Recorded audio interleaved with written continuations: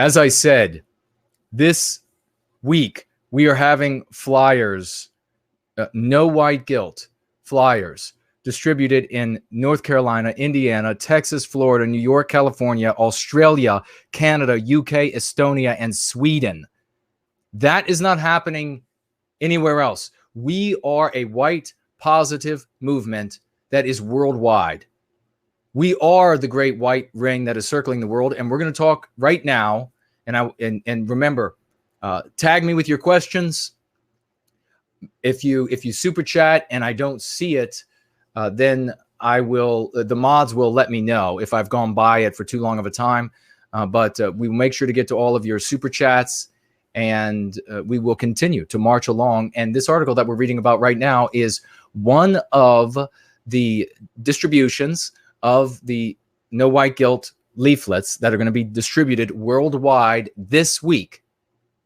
This week. It is still January 2020, and we are already impacting the planet, and we're going to use that word impact like a meteorite, and that's the proper word, coming all the way down and impacting the planet with this white positivity, with a hand out to every single one of our brothers and sisters out there that are willing to take this hand up, this hand out of anti-whiteism into something that will truly bless their hearts and make them whole again, will fill that gaping hole in their chest. This is something revolutionary, and you all get to be a part of it. You are the apostles of it. This woman, Miss Goshik, talks about in this article here, reading about a 2019 New York Times article titled "Amid the Kale and Corn, Fears of White." And now, of course, I am not going to use her anti-white slurs. And I asked the woman who took these notes not to use the anti-white slurs that the anti-whites use. Do not use the anti-white slur white supremacy. Don't use the anti-white slur racism. Even when you're speaking for them, don't use their verbiage ever. Certainly don't use it for yourself. Certainly don't use it for projecting what they are thinking. Don't say to them, don't say to yourself or to others, well, they think they're fighting the big racist boogie. Don't ever say anything that's stupid.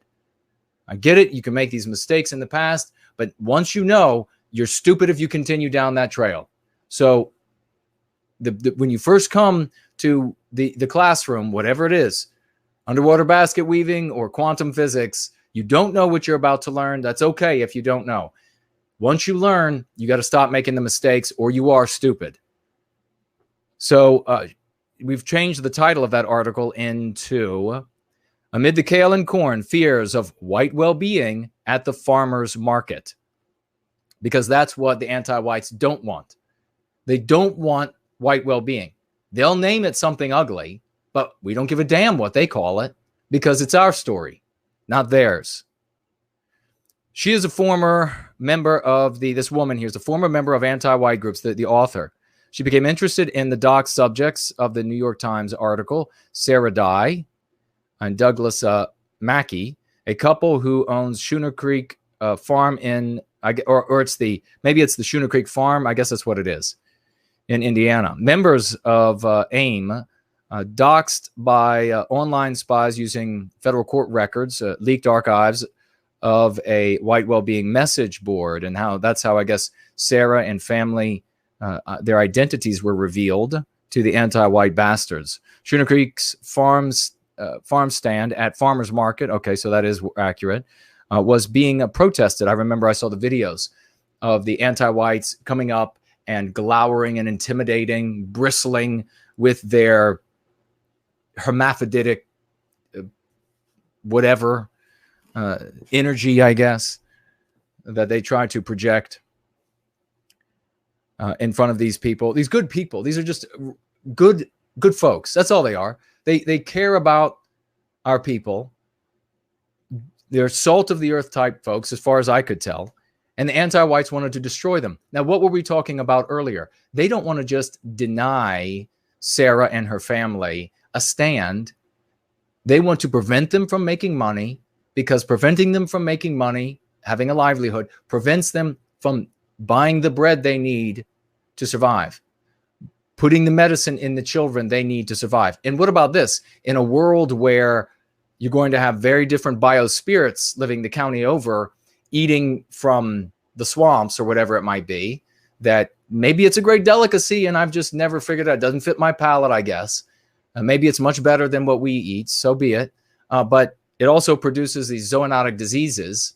And so Sarah, the anti-whites don't want Sarah to be able to protect her children with medicines or inoculations or whatever it might be when the community over releases the fruit bat disease, the next one, on their community. This is what the anti-whites are trying to accomplish.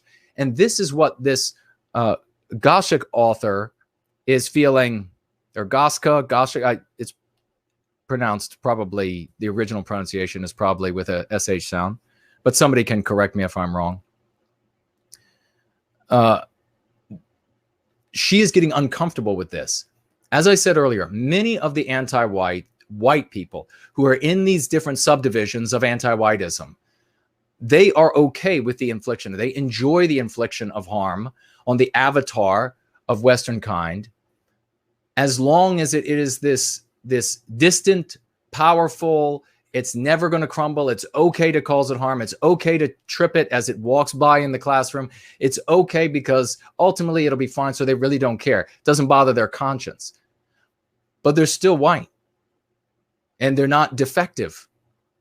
So when they begin to see, as they are beginning to see, that wait a second, we've tripped them and they're not getting back up. They're crawling barely to their knees. They're covered in their blood. They begin to feel pangs of conscience. There's something wrong with that, they think.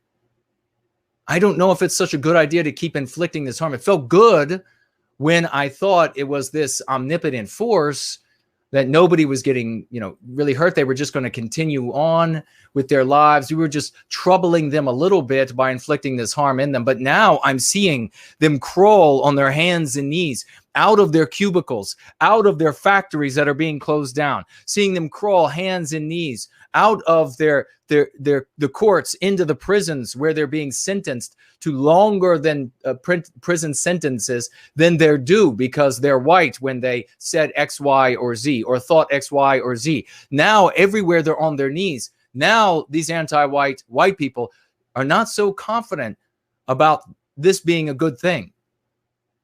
Now their conscience is starting to play on them a little bit, exactly as I said it would. But more importantly, they're beginning to see themselves as the next victims. More importantly, they're talking about in the meetings they go to that used to just be about the environment, that used to just be about homosexual privileges, or used to just be about this, or used to just be about that. Now it's about getting more non-white people into the countries, getting more non-white.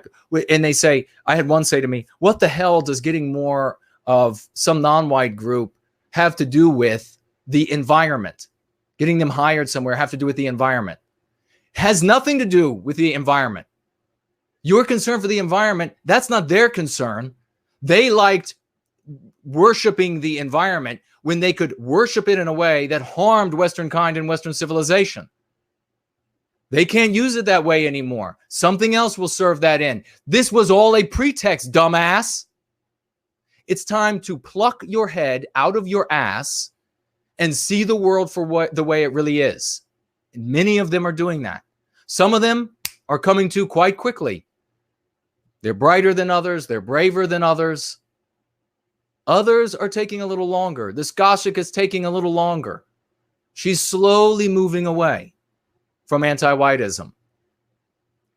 Doesn't feel so right to her when she sees another mother, another woman having to try to fight for $1 to be able to feed her babies and get medicine for her babies. Doesn't feel so good to Goshik. Felt good when it seemed like these people had just endless dough and nothing could go wrong for them. But now she's beginning to see the pain inflicted everywhere she turns. And she's wondering now when she looks in that mirror if that's the kind of person she wants to be. So she's beginning to pull away.